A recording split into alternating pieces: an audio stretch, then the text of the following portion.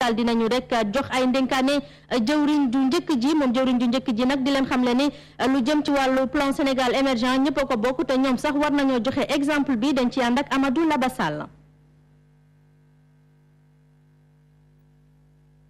daal di la yemb ñu wax ci lu jëm rek ci juróom-benneelu anniversaire bu APR foofu nag lu jëm ci wàllu juróomi millions yi ñu ci dugaloon moo indi rek wax ja ñu bëri di laaj nag fan la xaalis boobu jaar dañ ci ànd ak Safiatou Bandiaye.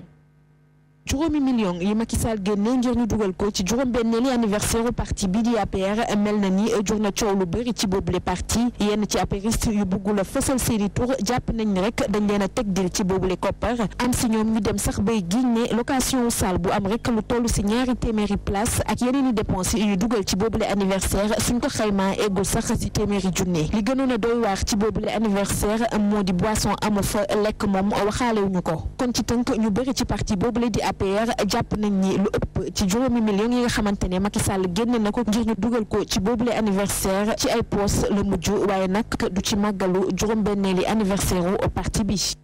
lu jëm ci wàllu assise de l'entreprise 2014 yi maa ngi leen ko doon wax léegi daal dinañu ko nag tàmbali ni ki tey ji ci suba ba tax na ñi di patron yi daal di jox ay ndénkaane jëwriñ ju njëkk ji moom itam mu daat leen ni nag xamal ne lu jëm ci wàllu plan Sénégal émergent ku ne danga cee war a gaaw a dugal sa loxo nguur gi tamit daal di topp ci seen ginnaaw dañ ci ànd ak Amadou Labassal. fukki digle yu njiitu këru liggéeyukaay yi jébbal gouvernement bi patron yi bëgg ñu gën leen a boole ci taxawalu plan Sénégal émergent wax ni gouvernement bi dafa war a jiital ñi bàyyeekoo Sénégal. xalaat nañu de suñ si taxawee ñu ne gouvernement bi pour doxal ko dina yokkute lay nekk si dëkk bi. ñu wax leen aussi naka la ñu mën a gën a jàppale si cadre PSE bi pour que entreprise sénégalaise yi gën si participer gën si am doole. muy ay digle yu sakkan ci lu ëpp xaaju waxtu patron yi jébbal ko premier ministre wax ko li ñu bëgg mu soppeeku waaye njiitu gouvernement bi jàpp ni patron yi dañ cee war a jiitu. Quand on écoute le patronat, c'est vraiment des DPG qu'on écoute. On parle de. patronat bi ci lépp lay wax wàllu fraude yi code yi loi yi décret yi loolu suñu liggéey la na ku nekk def liggéeyam na patron yi am ay saafara ci wàllu retraite à 60 ans wàllu franchise bi itam patron yi dañ cee bëgg a xaar ab loi suñu bëggee franchise nanu ko def. On me parle de franchise. On va attendre une loi pour les franchises.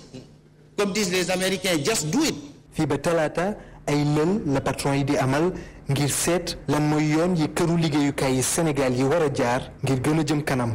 moom jëwriñ ju njëkk Mouhamed Abdallah Dionne daal dina itam nag wax addu ci rek li nga xamee ni ñenn ci patron sàkku nañ ko ngir rek daal di nag bokk ci biir société de création bu aéroport Blaise Diagne dañu koy teewlu.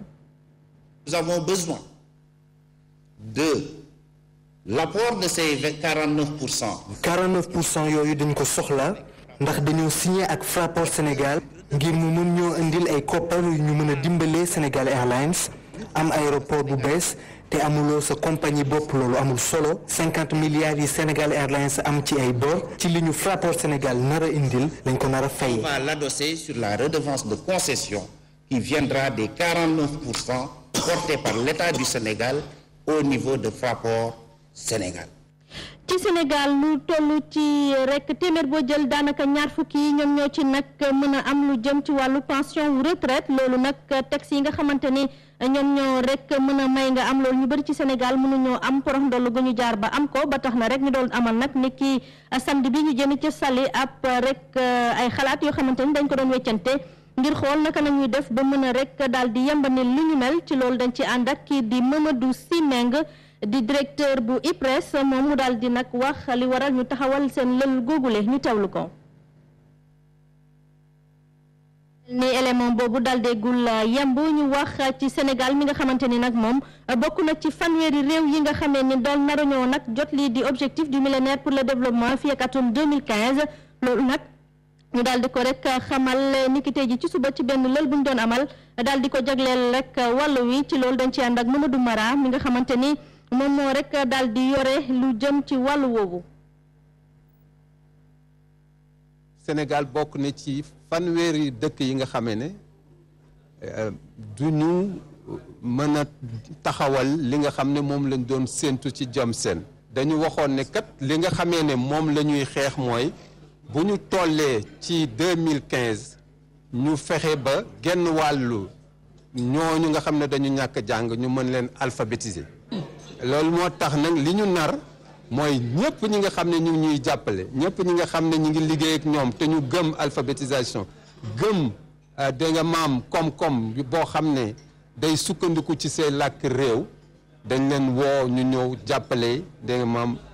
ministère éducation jàppale secrétaire d'État à l'alphabétisation jàppale kuréel yi nga xam ne ñooy yëngu ci mbirum alphabétisation. ni ki tey ci suba ñu ngi doon amal ab lël boo xamante ni dañ ci doon xool naka nañuy def ba mën a rek daal di gën a nag jàppandil jigéen ñeek ndaw ñi ci lu jëm ci wàllum jàng boobule programme nag bokk na ci juróom-ñaari région yu Sénégal yoo xamante ni dañuy yëngatu lu jëm ci wàllu rek technologie information communication ci loolu dañ ci ànd ak Fatoumata Diop. fexe ba taux d'alphabétisation bi wàññeeku ci njagamaar seeg soxna yi moo di mbëbëtu lii di programme d'éducation des jeunes filles et des femmes biñ ko taxawalee léegi ci atub 2012 tey jii nekk njeexteel bi liñ jot a formé ci wàllu TIC yi toll nañ nag ñetti junni soxna. Vu le problème d'alphabétisation notamment pour les jeunes femmes. gis nañ jafe-jafe yi nga xamante ne nemmeeku nañ ko ci wàllub ñàkk jàng fii ci Sénégal ci jigéen ñi ak itamit ci njagamaar si ba tax na nag rapport bu positif la waaye nag expérience bi ñu am fii ci Sénégal dinañ fexe ba tasaare ci Afrique wërngal këpp lu ñu mel nag ngir mu jaar yoon faw ñu privilégié li leen di TIC yi maanaam xarale yu yees yi buñ sukkandikoo ci société civile bi. nguur Sénégal bu buggee que loolu wàññeeku bu baax a baax. approche numérique yi lay jël parce que tey nga xam nga ni ci téléphone nit mën na fa jàng ci ordinateur nit mën na fa jàng ci télévision nit mën na fa jàng ci iPad nit mën na fa jàng mooy maanaam dañu war a gestu bu xóot a xóot ci li ñu ne une stratégie numérique en éducation loolu sax amul dans le secteur de l'éducation amul aussi dans le sous-secteur de l'alphabétisation. soxna si di ab bénéficiaire programme bi nag tax na ba rek mu mën a jëfandikoo li la di internet bi. kon dafay gën a neex may jàng ñoo en même temps di jàngaale di jël samay mesures rek. di utiliser samay téléphone ak di gën a muus daal mu mel que renforcement bi ma échappé école dama ko rattrapé fii nii ak programme PAJEF bi.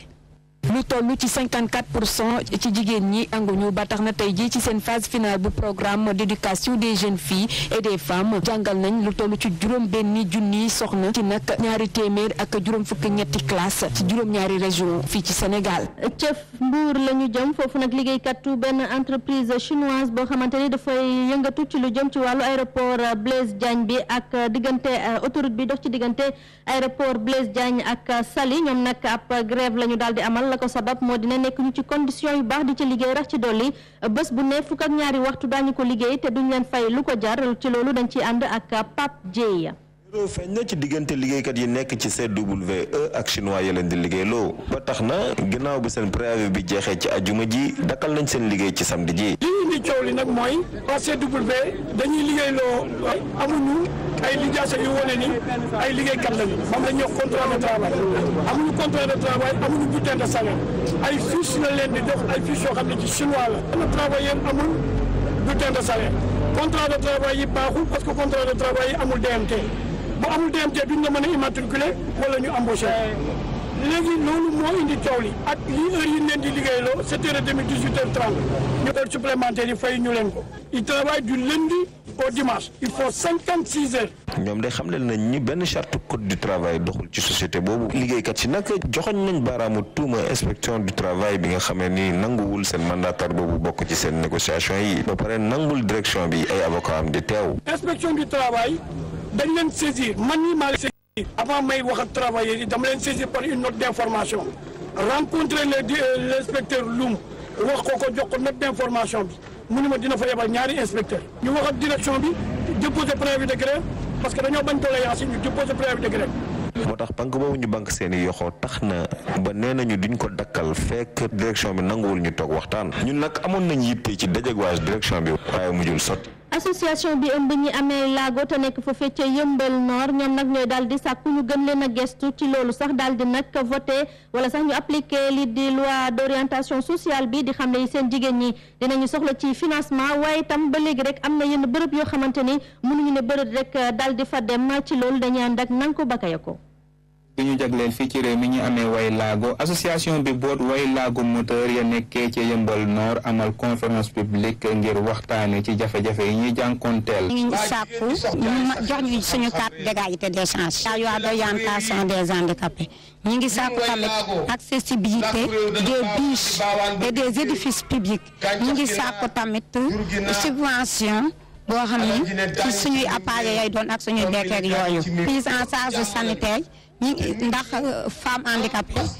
jugam dafa metti. jotee ci financement yi tamit jafe-jafe la ci ñoom terewul ñuy góorgóorlu ci lu ñu mën ngir amal ay activité moo xam ñaw la broderie teinture coiffure ak yu ni mel fii la tamit jaay ni ñu ko bëggee li ñuy defar mooy jafe-jafe bi. ñu ngi jancé financé ñu ñun jigéenu handicapé yi ndax dynamique nan te am nañ jot ndax boo xoolee exposition bi xam ne yi ñu financé ñun yàquñu ko am nañ ay partenaires ci gox bi mais am ñu ay partenaires ci biti njaayte bi dina poser problème tuuti ya ci noonu ñu amee laago te yeewoo ci Yeumbeul Nord di am yaakaar ne daañu dégg seenub jàmbat ba di leen boole ci financement yi projet programme yi nga xamante ne bi nguur gi moo koy tëral. agsi nañ ci ñaareelu pàccu xibaar yi ponk bi ci njëkk di xibaaru tàggat yaram ñu ci ànd ak soxna Falkan.